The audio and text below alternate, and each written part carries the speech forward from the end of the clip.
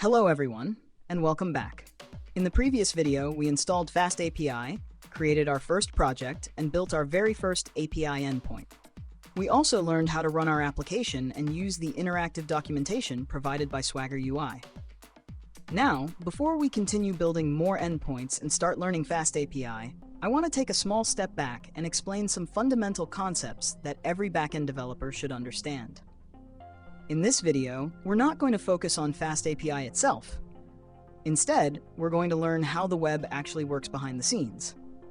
We'll answer questions like, what happens when you type a website address into your browser?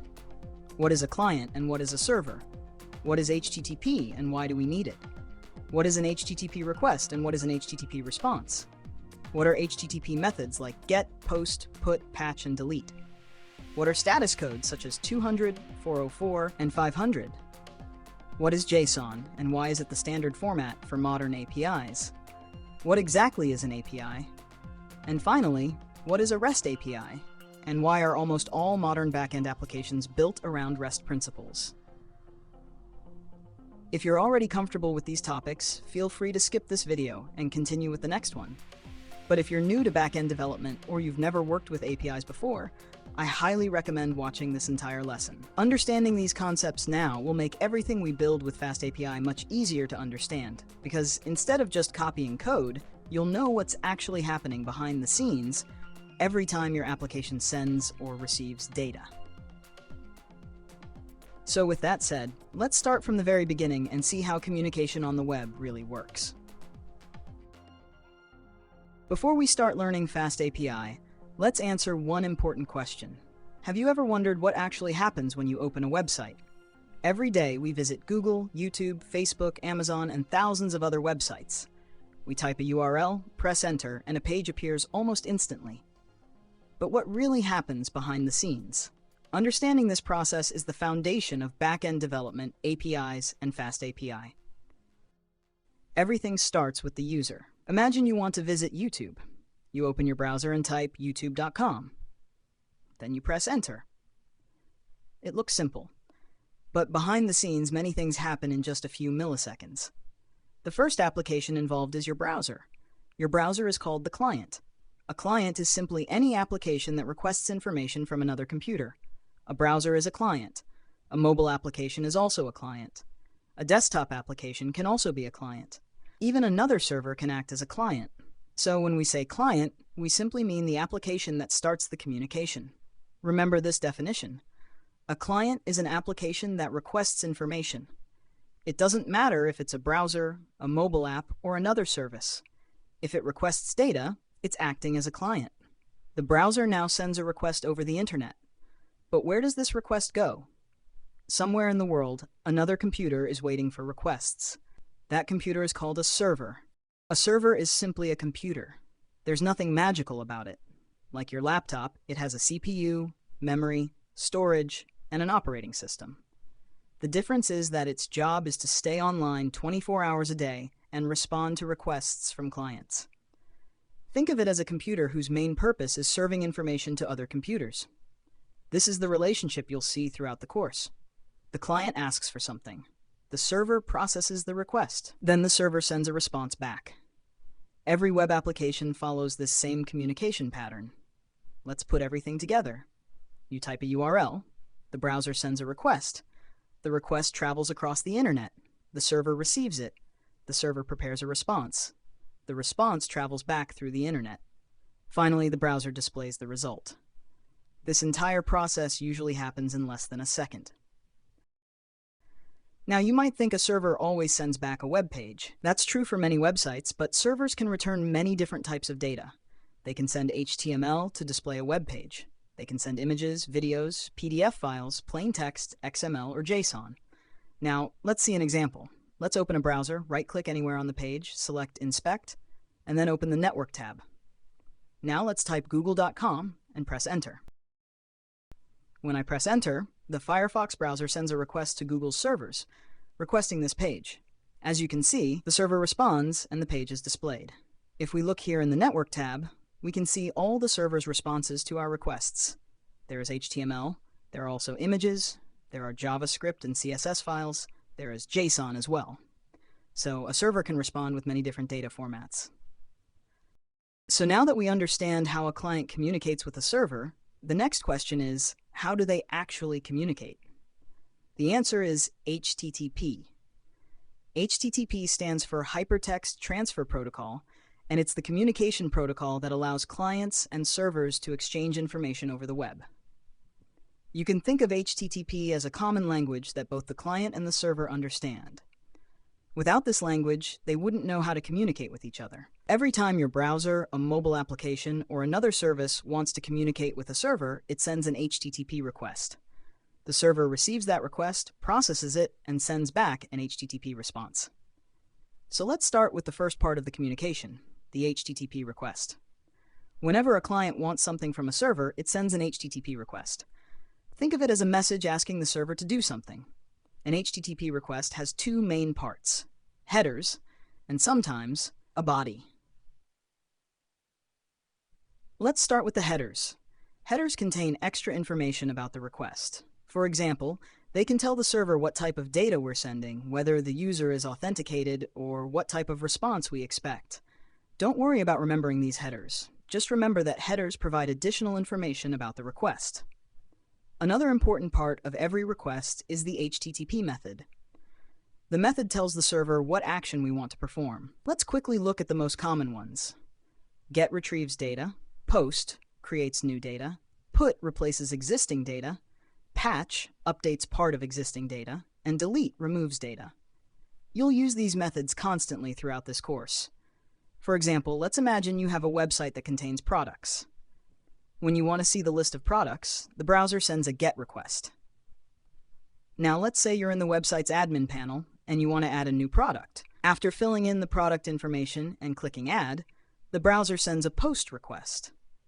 Similarly, when you edit an existing product, the browser typically sends a PUT or patch request. And when you delete a product, it sends a delete request. Finally, some requests include a body. The body contains the actual data we're sending to the server. For example, when creating a new product, we send its information inside the request body. Now let's look at the other side of the communication, the HTTP response. After the server receives the request, it processes it and sends back an HTTP response. Just like a response also contains headers and a body. The response headers provide information about the response itself. For example, they can tell the client what type of content is being returned, whether the response can be cached, or other useful metadata. The response body contains the actual content requested by the client. Depending on the situation, the server might return an HTML page, a JSON object, an image, a PDF file, plain text, or many other types of content. In FastAPI, the most common response format will be JSON, because that's the standard format used by most modern REST APIs. Every HTTP response includes a status code. A status code is a 3-digit number that tells the client the result of its request. Instead of memorizing every status code, it's enough to understand these 5 categories. The 100 codes are informational. They indicate that the request has been received and the communication is continuing. As API developers, you'll rarely use them. The 200 codes indicate that the request was successful. For example, 200 means the request succeeded, 201 means a new resource was created successfully, and 204 means the request succeeded, but there's no response body to return. The 300 codes indicate that the requested resource has moved, and the client should access it at another location. The 400 codes indicate that there's a problem with the client's request, such as invalid data, missing authentication, insufficient permissions, or a resource that doesn't exist. For example, 400 or the famous 404. The 500 codes indicate that something went wrong on the server while processing the request. For example, 500 or 503. For now, just remember the meaning of each category.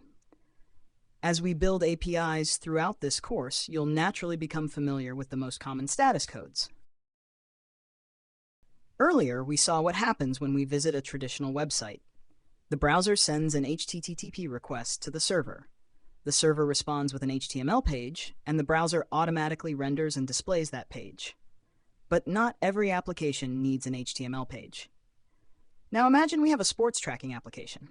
Users can access it from a website, a mobile app, or even a smartwatch. All of these applications need the same user information, but they don't need the same user interface. Each device has a completely different screen and design, so instead of returning an HTML page, the server returns data. That data is usually sent as JSON. Each application receives exactly the same JSON and decides how to display it. For example, our API might return this JSON. Notice that this isn't a web page, it's simply data describing the user. The website receives the JSON and displays all of the information on a large screen with charts, cards, and detailed statistics. The mobile application receives exactly the same JSON, but because the screen is smaller, it displays the information differently. The smartwatch also receives the same JSON. However, because the display is much smaller, it only shows the most important information. One of the biggest advantages of APIs is reusability. Instead of building a separate backend for every platform, we build one API. That same API can be used by a website, a mobile application, a smartwatch, or even another server. This format is called JSON, which stands for JavaScript Object Notation. JSON is lightweight, easy to read, and supported by almost every programming language. That's why it has become the standard format used by most modern APIs. A JSON object is made up of key-value pairs. For example, name, distance km, and heart rate are keys. Their associated data, such as John Smith 12.4 and 132, are the values. JSON can store strings, numbers, booleans, objects, and null values. Now that we know what an API is and how applications exchange data using JSON, the next question is, how should we design an API? That's exactly what REST helps us answer. So what exactly is REST? REST stands for Representational State Transfer. Despite the complicated name, the idea is actually very simple. REST is not a programming language, it's not a framework, and it's not a protocol like HTTP. Instead, REST is a set of architectural principles and best practices for designing APIs. Today, the vast majority of web APIs are built following REST principles. But why do we need REST?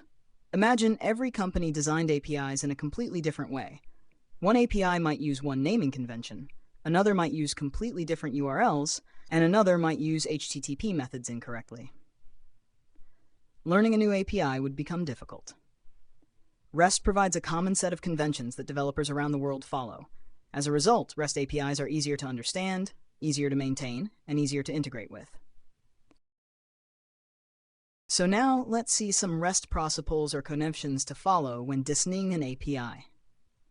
The first principle is client-server. The client is responsible for the user interface and sending requests. The server is responsible for processing those requests and managing the data. Separating these responsibilities makes applications easier to build, maintain, and scale. The second principle is stateless. Each request should contain all the information needed to process it. The server shouldn't rely on information from previous requests. In other words, every request is independent. The third principle is the uniform interface. REST APIs should follow consistent naming conventions. Resources should be represented by nouns, such as products, users, or orders, and the HTTP method should describe the action being performed. This makes APIs predictable and easy to understand. The fourth principle is cacheable. Some responses can be stored temporarily by the client or another system. If the same information is requested again, it can be returned from the cache instead of contacting the server. This improves performance and reduces server load. The fifth principle is the layered system. A request may pass through several components before reaching the application, such as a load balancer, an API gateway, or authentication middleware. The client doesn't need to know about these internal layers. The final principle is code on demand. This principle is optional. It allows a server to send executable code, such as JavaScript, to the client. In practice, most REST APIs don't use this principle, so you don't need to focus on it. Beyond the REST principles, there are also some common best practices that almost every REST API follows. Use nouns. Use plural resource names. Use HTTP methods. Keep URLs simple. Here are a few examples. The URLs at the left follow REST conventions because they represent resources, while the HTTP methods describe the action being performed. The examples at the right repeat the action in the URL, which isn't necessary because the HTTP method already tells us what action we're performing. Congratulations! We've covered a lot of important concepts in this lesson. You now understand how clients and servers communicate, how HTTP works, what requests and responses look like, how HTTP methods and status codes are used, what APIs are, why JSON is the standard format for exchanging data, and the basic principles behind RESTful APIs. These concepts are the foundation of modern backend development, and you'll see them over and over again throughout this course.